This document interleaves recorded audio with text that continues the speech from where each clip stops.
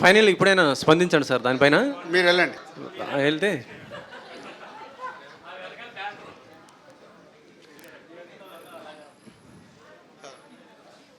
అదే నిన్న కొండా సురేఖ గారు, సమంత అండ్ నాగ చైతన్య సరే పోతే మీ అందరికీ రిక్వెస్ట్ ఏంటంటే, ముందు మీడియా వాళ్ళకి, ఇది ఒక సినిమా గురించి నేను పెట్టిన ప్రెస్ మీట్.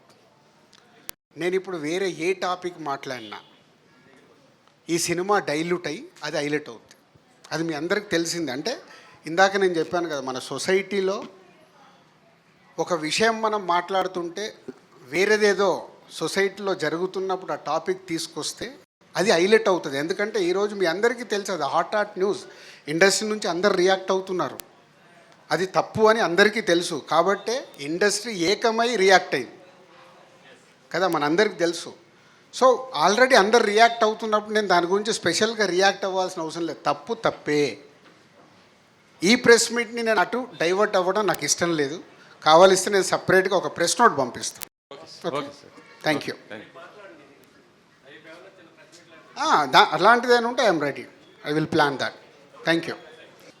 యా, మా లాస్ట్ ప్రెస్ మీట్లో నేను చెప్పాను, జనక అయితే కనుక ప్రతి ఒక్కరు రిలేటెడ్ ఎలా అవుద్దంటే, నేను అన్సితాని అప్పుడు సెంటాన్స్లో వేద్దామని ట్రై చేసినప్పుడు మనమేమో ఊరికెళ్ళి వచ్చి 10th పాస్ అయ్యాయి. వాళ్ళు ఇంగ్లీష్లో మనం క్వశ్చన్స్ వేస్తే మనకు రావు, సీట్ ఇవ్వలే.